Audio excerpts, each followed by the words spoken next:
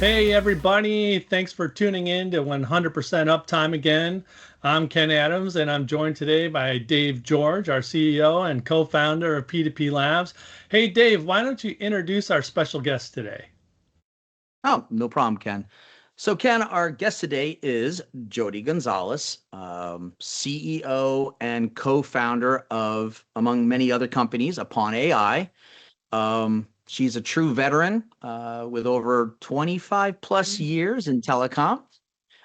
She's definitely seen this space evolve from the ground up. And now she's helping to lead its next transformation um, with AI.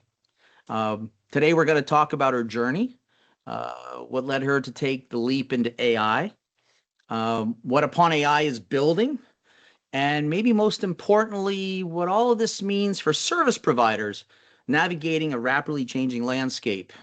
Jody, welcome to 100% Uptime. Thank you guys for having me. Oh, it's our Absolutely. pleasure, trust me. So, You're Jody, the veteran. I'm a well, dinosaur, maybe. Yeah. it's it's the It shows silver a on the little bit. sides, right? I forgot to dye I color this mine. morning. So Jody, you've been in telecom, as I said, what, over 25 years. What originally drew you into the industry, and what was it like getting started back then? Well, I kind of fell into it. I was a history major and a Spanish major. Um, I was set to go in the Peace Corps. I was placed in Yeah. Russia, and the Chechen War broke out, and I had to wait like a year. So I was bartending up in Rochester, New York, and my friends from college had moved to New Jersey, and they were like, "Why don't you come down here and work?" And so by then I was kind of not interested in going to Russia. I don't blame um, you. yeah, so I moved to New Jersey. I worked in the city for a little bit right before 9/11, and she was working at a telecom company, wholesale, PBXs, Mhm. nationwide, and she was making a lot of money. So that's kind of what drew me to it. I was like, well, I would like to make that kind of money. So I started working there, and I just fell in love with it, like learning part numbers. And we did Avaya, Toshiba, Mitel, Nortel. I had to memorize Okay. part numbers. I started doing purchasing with them, so sales and purchasing wholesale. Um, and you know, I worked there for about 6 years, and I like learned how to configure systems, and I just loved it. And it was just so different than my background of like history and Spanish that I kind of, Yeah. when I look back, I'm talk like, my mom talk about was, a pendulum swing from, Yeah, yeah, yeah. yeah, from technology, from basically history and speech and language, um, uh, uh, to technology. Although you are, in the unified communications, the voice side of it, and so forth. So you did sort of, maybe unknowingly. Well, you know what? Let me ask that question then. Looking back, what were those key moments or decisions, besides the one where you decided not to go to Russia, that really shaped your path, um, then, but also as a leader today? Like, what were those few things that maybe you can think back and say, yeah, that sort of course corrected me here, and this sort of changed my trajectory there? yeah. Well, the gentleman who I worked for was, very tough. We worked, 12-hour days, Saturdays. Um, Mhm. and I got to a point where I was like, I love this industry, but I can't work for you anymore. So I left and I went to work for an integrator, which was kind of different. We were doing installations, end user sales, and I really enjoyed it. We had to sign a non-compete 2 years. And I asked him for permission if I could work at this company, which wasn't a direct competitor. He said yes. Well, at the time, there was another employee that left that, stole the database and everything else. And he asked me to, testify. I wouldn't.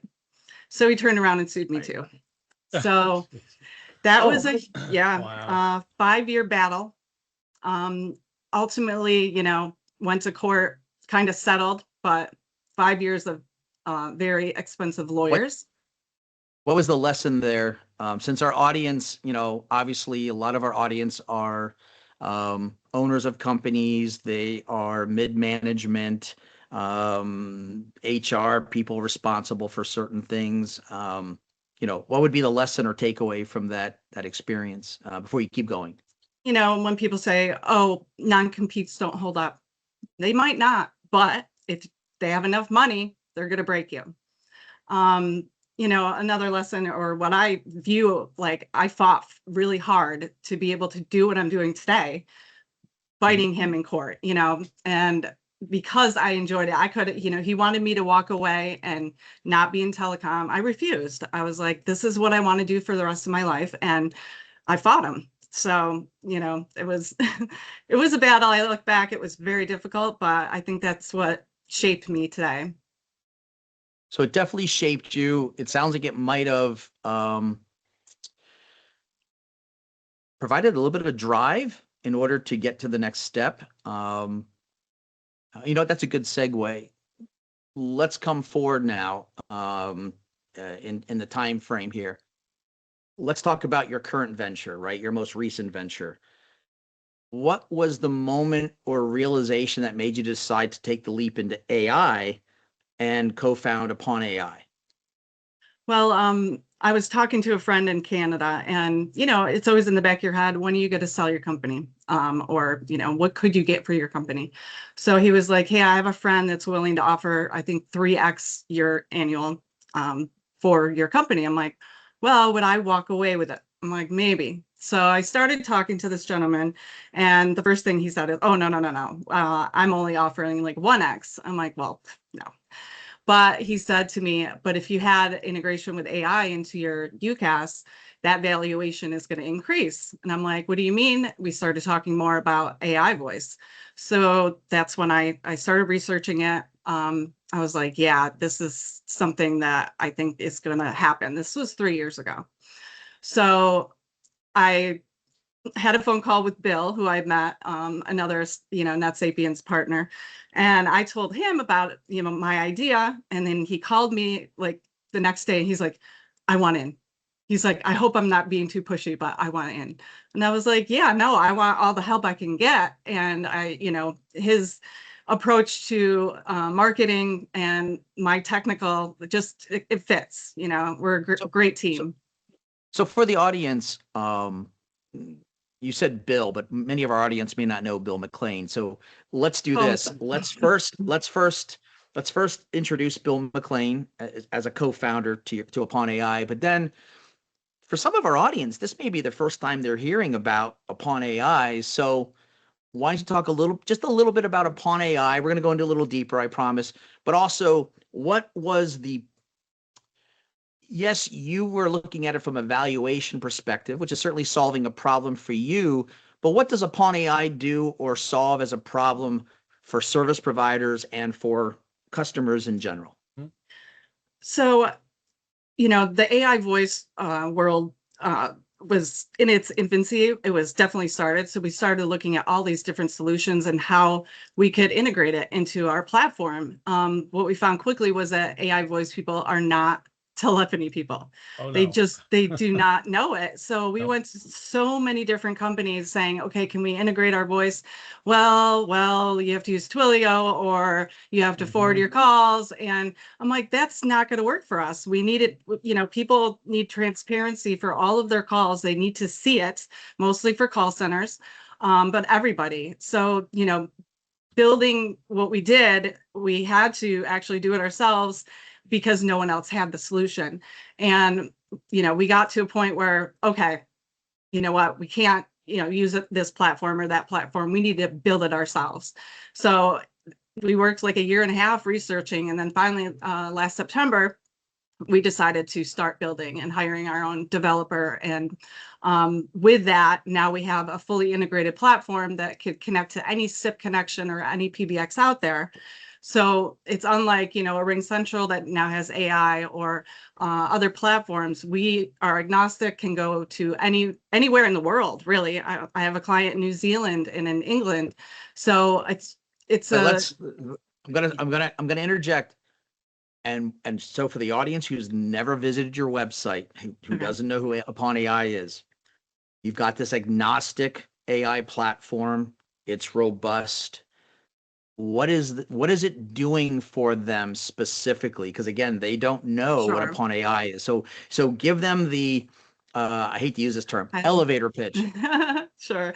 So we're building AI voices that, are sound very real, very responsive, low latency, that we can feed it knowledge base. So it could feed it knowledge on a company, give it direction, rules, have it collect information. And also we're building integrations into their softwares. So say a CRM platform or an accounting system, the AI is able to do tasks for their business that maybe, they don't have time to do, or people are overloaded, busy. So, it's twofold. We are answering calls, solving problems, and also helping businesses by integrating into their systems and doing tasks quickly, 24 hours a day, never on vacation, Nice. never sick. Never sleeps. hmm If you were going to put your product into a category, and certainly I don't want to box it in because it does so many things, but would you call this agentic AI, or would you call it more just a generative AI, or would you call it more of a voice AI? What would you, if you had to label it with like 3 words or less, what would you label it? Yeah, definitely. It's moving more towards agentic AI. I would say in the beginning it wasn't, but now it is. Cool. I have a question before we move on to the next one. Yeah. Sure. How did you guys come up with the name Upon AI? Like, what was the thought process behind that? 'Cause I like the name. I'm just wondering, like, Yeah, I'm we I happened upon AI. yeah, I actually thought of it and bought the website before I even opened the company. Oh, Um, cool. yeah, I think I was using AI to find good names and I'm like, I Okay. wanted something, and I don't really know exactly how I came up with it, but I was It like, yeah, just that's a clicked. fitting name. Well, cool. Thanks. So, before we move on also, so let's talk a little bit about Bill, right? So he's the He co-founder of the asked me to company. talk about him. Um, Yeah, of but course. Phone Bill. Bill McLean. Yeah. Um, so again, for our audience, he's co-founder of the organization. But just speak to, who he is and, his personality and how that helped to, um, perhaps steer the company with you and to sort of create this energy that you have at Upon AI. Sure. So he is also a UCAS provider. We met at a conference. He's the type of person that could just pick up a phone and call anyone, and he does. And, obviously we're in telecom, so everyone should be doing that. But, people tend to be behind their keyboard more nowadays, but Sure. he's not like that. I mean, I talk to him probably 6, 7 times a day, but he also has an MSP. He's got like 30 years experience in that. And, it just our relationship fits. He is more on the marketing side. If you're on LinkedIn, you definitely know who he is. He's all over the place, like a couple posts a day. Mhm. Where I'm Mhm. more back of the scenes, I'm working with our developer, on the platform and building agents and integration. So it really works. So And he's your yin to he's your funny. yang. Yeah, Yeah, yeah, yeah. and he's hysterical. So everybody Yes. on LinkedIn look up Phone Bill McLean. Phone Can't Bill. can't miss him. No, you can't. So I'm curious, with all the noise surrounding AI, whether it was 3 years ago when you started this venture or even still today, why did you feel that this was the right course, the right avenue for you to innovate in the communication space specifically? Like, what was the flash of genius, or what did you identify? And the reason I'm asking is I think a lot of service providers are also today trying to figure out what they should be doing with AI. Everyone's talking about it, and there's literally trillions of dollars being spent this year alone in the AI sector. But there's still a lot of people who are sort of stuck in quicksand, right? They're not sure what to do next. Can you speak to what your flash of genius was? I mean, a long time, I've always, I'm reselling everyone else's product. Nortel, Avaya, white labeling, a UCAS. And I've always wanted to have something that's unique, innovative, that I could call my own. And, when he said that to me about the AI voice, I got really excited. And I was like, I think this is something that we can do. And it works hand in hand with my, current businesses. So that is what inspired me to, keep pushing and keep researching AI voice, and then eventually building, the platform that we have now. In these early stages of voice AI or agentic AI, how are you defining success? Like, what are the signals, or what are you using to identify for you and for UponAI that you're on the right track? Well, all the meetings, all the interests that we're having, we're recruiting resellers every week. People are, they met with us last year. They, really didn't do anything, saying that they're looking at other platforms, and now they're coming back. So to me, that's proving that we have something that's good, because they're coming back. Very nice. Ken, anything to add to that one? Like, from what you see, right? Like, just Yeah, I know you've worked with Jody, and 100%. So I did the same, not to create a platform like you guys, but I tinker still. My background is all engineering in telecom networking. Actually started as a developer, then went into networking, and then got into engineering. So I did the same a few years back, started playing with some of these and found the same thing. Like, it's super easy for them to go to Twilio on this and that. So to me, when you guys came on the scene, what was refreshing is that you actually are using the carriers that people in the space are actually using, not only one in like when you associate Twilio, you associate them to more enterprise, larger accounts, stuff like that, and maybe some smaller end stuff. And I know they're a huge company, so I'm not downplaying their specialties or anything like that. But in this space where we all kind of want to control every little bit of margin, you guys are making it so as a voice provider, we can do that. So I think the trajectory you're taking with this and opening up more and more on the back end, like we discussed even just a week ago, where bring your own carrier or bring your own AI APIs in, that kind of stuff is going to put you far ahead of the pack as far as what I have seen and tested over the last few years. So yeah, definitely. We're exposing endpoints for billing, so the resellers can, bill their clients either how they want to, by the minute, bundle packages. They could completely API our platform if they wanted to. And now we have our new white label service provider that came out last week. So you can fully white label it as your own, just like you would, NetSapiens or other platforms. Very nice. Yeah, very nice. That's good. So since we're talking a little bit in broader senses, let's stay with that. Jody, what trends in AI, and if that's a little too broad, perhaps we'll stick with voice AI, are you watching closely? And for our audience, which is predominantly small and medium-sized service providers, what should they be preparing for in the coming, say, 12 or 24 months? How do you see AI changing the game for these small and mid-sized service providers that you want to work with? And what opportunities might they be underestimating right now?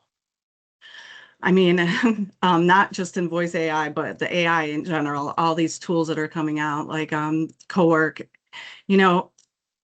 building systems and automating systems for these businesses is just so much easier than it used to be. And businesses, if they can't do it themselves, they should definitely find somebody to do it for them. With our automations, like I'm learning, coding and building, these things that I never thought ever I would be doing a few years ago. Even for my own businesses and for my clients, it's amazing. So I just think bringing it into your business for, automation and making things quicker and easier, it's in building, apps for your business. It's unreal how like easy it is now. So I have a follow-up to that quick, because we've all seen the charts or studies or whatever, a whole bunch of AI initiatives have failed because of lack of putting the right kind of information in, et cetera, et cetera. But more, what caught me a couple of weeks back was there was a square chart, and it was like you're in the 0.03% of the world that is like heavy into AI. It's a very small amount. It seems like it's everywhere, especially in our industry. Everyone says AI, AI, AI. But Right. outside of our industry, it's not. So my question to you is, if there's someone outside of our industry, small business owner listening to this, what would you say to them? Like they haven't seen it. What should they even start with before they even think about getting someone in to help them, right? What's the entry level you would tell them to start with? Um, the Anthropic has all these courses. Start there. Go through it. Learn exactly what it does and what it can. It's kind of you know mind-blowing because it's advancing so quick, it's hard to keep up. But there are tools out there, there are Reddit pages, there's just so much information, and you could teach yourself. You don't have to rely on maybe hiring a developer.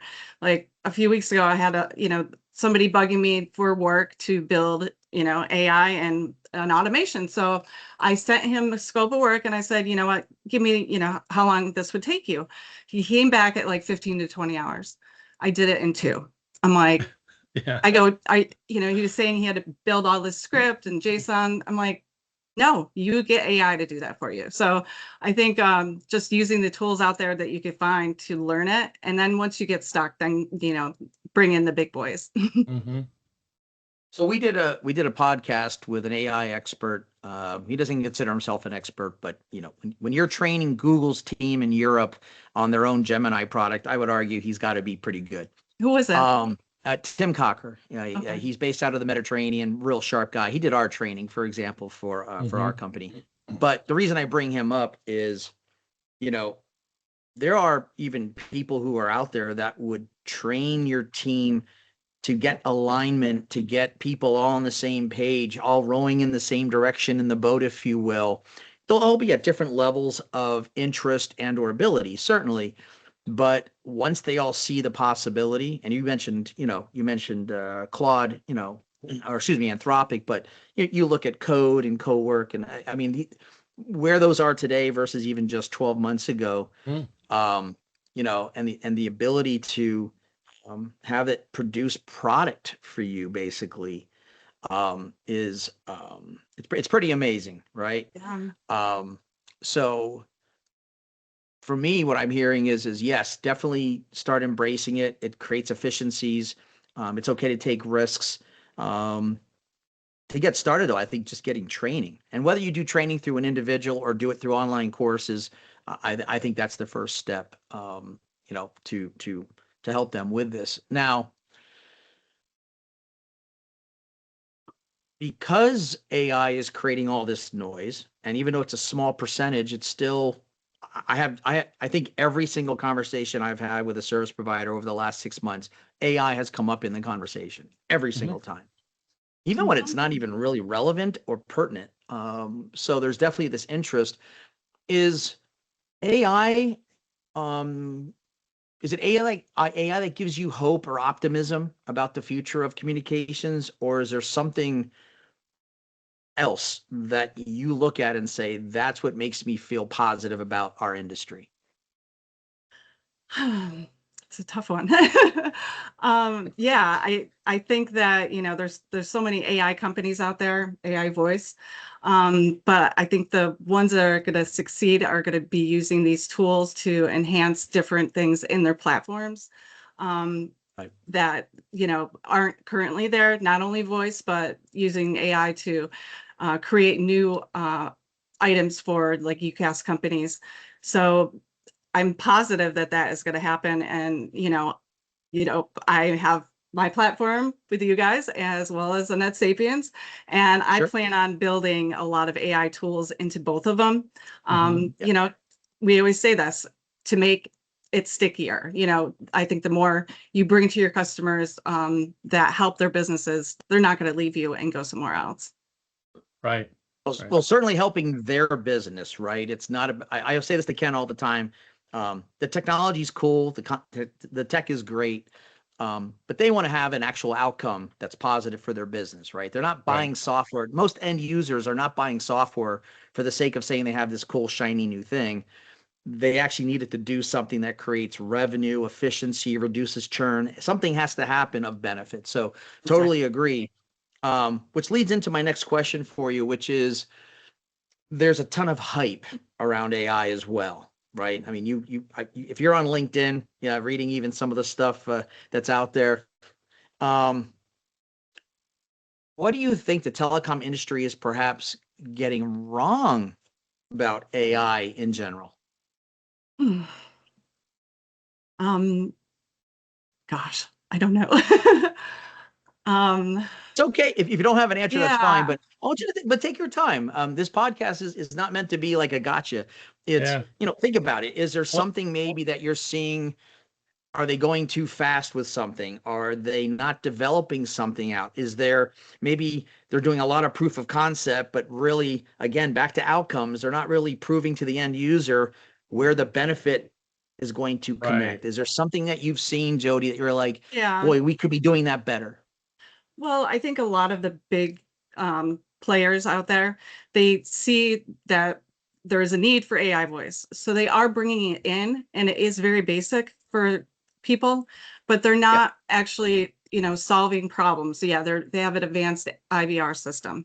It might integrate into their Google or Outlook calendar. But I think when you introduce AI voice to a client, their heads start spinning. They're like, oh my gosh, could it do this? Could it do that? And are the Ring Centrals of the world going to do the advanced integrations that these clients need? I don't think so. If not, the price tag is going to be crazy. So I think that's what they're doing wrong. Yeah. So what they're That's a doing, good. so what they're, I'm sorry, Ken, please. Yeah, I was going to say, so what I'm seeing is, particularly from some of your competitors, specifically with AI voice, a lot of people want the Me Too shiny object. But like Dave alluded to, and you just alluded to, they don't know how to produce the outcomes for Main Street USA, right? They want to say they have it, but they're not teaching them how to use it. They're not teaching them how to get the benefit of voice AI. And I think that's a different path that you and Bill have taken, especially with the talks that we've had and everything like that. And what I see you guys doing in the industry, you're actually leading with the outcome for the small business before saying the benefits for the service provider. And that's a different way to do it. Well, everybody else is bragging about my AI does this. What does it do for the insurance guy with an office down the street? Yeah. Well, I would add, Ken, like, as an analogy, I can hand you the keys to the car, but if you don't know how to drive, it really is irrelevant. It's just a shiny thing in my driveway and it looks beautiful. And if I do try to drive it and I've never been taught how to drive it, there's a good chance I'm going to get in an accident and mess something up. So, I would agree. And maybe that's another question I'll ask both of you then on this one, which is, how do you see AI actually improving customer experience, right? In a meaningful way, not just hype. Is it really automation? Is it creating genuinely better outcomes for people based on the outcomes concept that we're talking about here? Yeah, I mean, the AI is very predictable. It's always going to act the same way. If you give it the rules to abide by, it's always going to do the same thing. It's not going to forget to ask this or, get angry. So it's creating better experience because the client will always have that same experience that you prompt it to. Yep. Yeah, it's I liken it to the Snickers commercial we've all seen. it doesn't get hangry, and we have to feed a Except protein, for my a candy bar. angry Exactly agent. right. It doesn't get angry at the customers when the customer gets angry at it, right? And so Yeah. that is one thing. And we've all been frustrated by the old IVRs, especially when you call into a bank or something like that. It's like, UPS. just give me an An agent. airline. Just give me an agent. Press it. Just give me an. Yeah. Yeah. What's nice with the AI voice is it will actually recognize, with the right training, the frustration in my voice when I call in and say, I want to talk to somebody. Hmm. And instead of re-asking me a million questions to get me to a department, it already knows what department I'm looking for, and it routes me to that human Yeah. in that Exactly. It department. has Right. memory, unlike, Hmm. when you used to call into Amex and you would have to give them your account number and then you Oh get yeah. transferred and you have to do it all over again.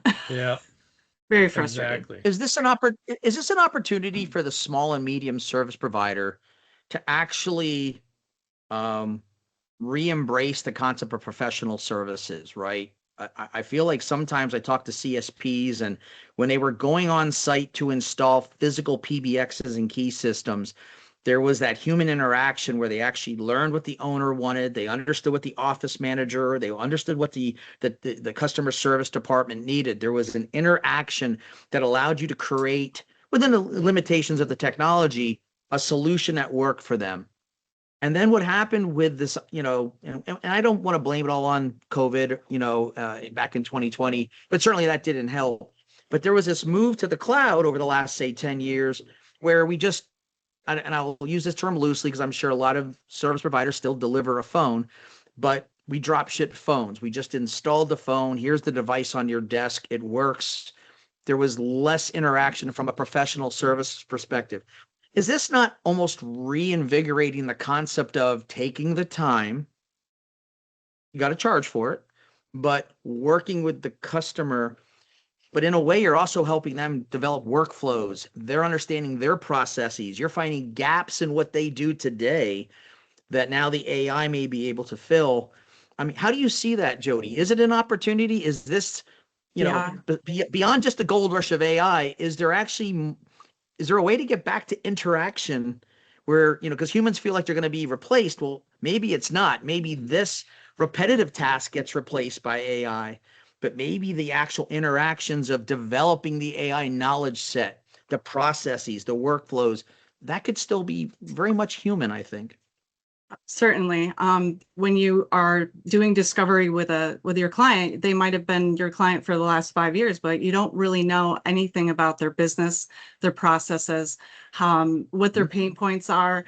You know, they use your phone system, but they don't call very often and they don't interact with you. You're seeing the backside of it now.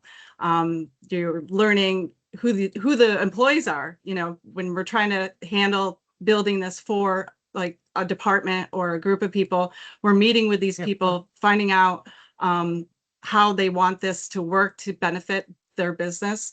And yeah, it's definitely, creating a better relationship.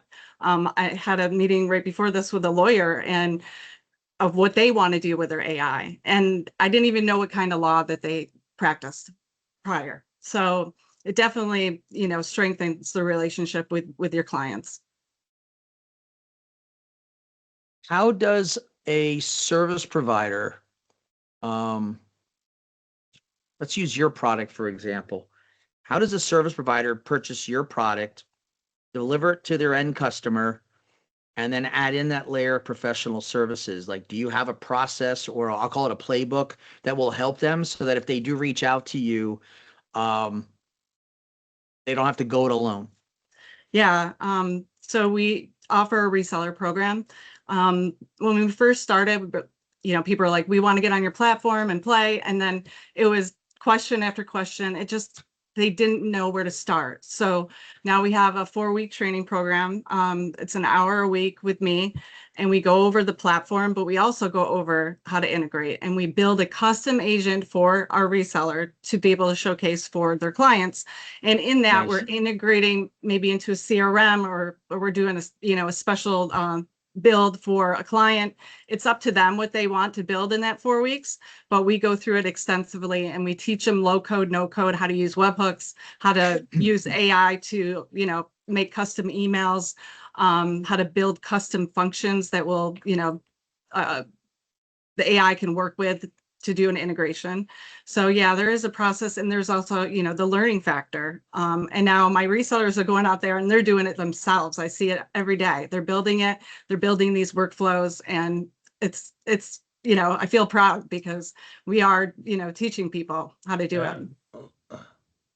Let's add a little bit more, or go a little deeper, if you will, into the CRM integration. And the reason I think that's important is a lot of the small and medium service providers have struggled to use third parties to do integrations into their UCaaS platform, into their messaging applications, and so forth.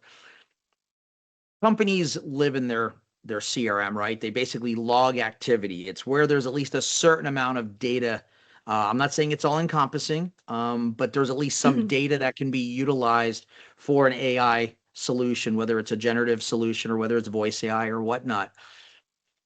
Talk about that integration. I mean, is it webhook? Is it a full, API with, connectors? Or what are you doing? Are there different tiers? What are you developing for your customers to help them? Sure. So with our platform, we use webhooks a lot. We can use API, but you can even use like API inside a low code, no code program, such as, a Zapier, but we use NAN, Make, anything. So we have like an inbound webhook, which we use integrated into our CRM. So if you call Dave right now, if you called my office, it would say, "Hi, Dave," because it knows who you are by your telephone number. It actually it creates a contact if they're not in my CRM. It updates a contact. So if you give your email and it's not in there, we'll update that information. So it's updating information on the client that maybe wasn't there before or changed. It's also taking that notes from the AI, the interaction, the transcript, the summary, the recording, and putting it into I'm hearing some marketing ideas off of this too, by the way, but keep going, please. I'm sorry, but please. Yeah. I mean, NAN has like 800 integrations. There are, ones out there that aren't in here. Like for instance, my CRM, I can't look up about, like, there's nothing in NAN that allows like a module for checking availability on my schedule, but we just do an HTTP request and do it that way with an auth token. But it does have it to book a meeting, so we use that module for that. And then at the end of the call, we have the outbound webhook that will put all that information into the CRM. So, they go in there and they can see Dave called and spoke to the AI and was looking for this product. And it logs it automatically. That's a lot of people don't like to put notes inside of their contacts, and they forget who they are. Anything else, Ken, that you want to ask Jody before I ask my quintessential last question? Yeah. So looking at some of the advancements, and you guys are all on top of this, are you looking at doing outbound AI voice anytime soon? And if this is something you can't talk about, that's okay. But I mean, we do. We have to be very careful. I'm not working with dialers. I'm making sure that people have consent. We did get, this is a funny story actually. So we did have somebody, and we were doing outbound for them. So we got a notice that, they were called somebody on the do not call registry. So we had to, provide proof and everything else. So that they sent us the recording, and it was my AI calling and actually reached another AI. So they're they're trying to set people up right now, and they're using AI voice to do it, because they certainly know that this number's on the do not call list. So they stick an AI agent over there that said to mine, "I'm on the do not call list. Please do not call me." So it was funny, but that's, the regulations and everything that are going to be coming out, certainly. I just make sure that it's their clients, they have consent, and right now it's okay to do, but I think things are going to change quickly. Yeah. Yeah, Yeah, I it's mean, there's interesting that definitely. you actually received a complaint on that or received messaging on that, and funny that they used AI to do it against Hmm. you.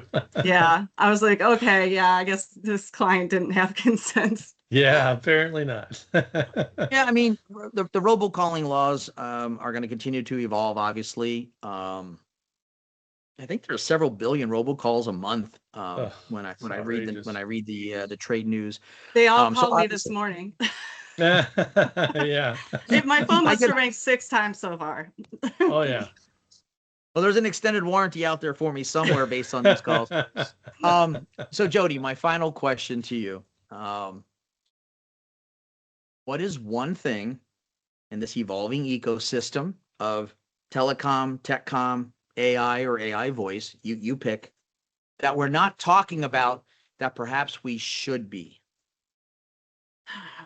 I can't wait till they can use AI to automate porting numbers. I don't know. I just think like, why hasn't somebody come up with something? It should be so easy. Either blockchain, AI, something to make that process easier. It drives me insane sometimes, like how long it takes to port numbers or rejections and these, carriers holding numbers. And yeah, it's frustrating. I wish they would come up with a solution for that. My suspicion is there will be an AI for that. There might even be someone who's already Probably. working on that. So yes, that's a good one. So thank you. So Jody, this has been a fantastic conversation. I really appreciate you sharing your perspective, your experiences with us. Um, Let me add, for everyone listening, if you're in the communications space, this is a moment to pay attention to. AI isn't just coming. I think we all know this. It's already reshaping how service providers and their customers operate and compete. So I think this was a great introduction to AI from a voice AI perspective, Jody. So thank you. Yeah. One last thing before we wrap. Um, uh, Ken and Jody, I want to give a quick shout out to my mom. She's turning 75 this month. Aw. Mom, you've been a big influence on who I am, both as a person and as an entrepreneur. You're the one who instilled in me the mindset to build multiple businesses, to take chances, and to keep going, to embrace grit. A lot of what you hear on this podcast, especially from me, started with her. So thank you, Mom, and happy birthday. Happy birthday, Mom. Happy birthday. And I've met your mom multiple times. She is a Aw. force to be reckoned with and a How old great is she going to woman. be? She'll be 75 75? for this recording. It'll be this month. Yeah, Yes. Yeah. my mom would have been 76 a few days ago, so she was a huge inspiration to me. So I understand. Same Very here. cool. So Yeah. yes, yes. No, Well, yeah. thank So you guys for so having me. I really enjoyed it. absolutely, absolutely. Ken, you want to take it away? Yeah. Thank you both. This was a great session, and to our audience, thanks for joining us today. And hit those buttons down below, like and subscribe. And if you want to see what else we're up to, visit us at engagep2p.com. So until next time, keep building, keep leading, and keep it at 100% uptime.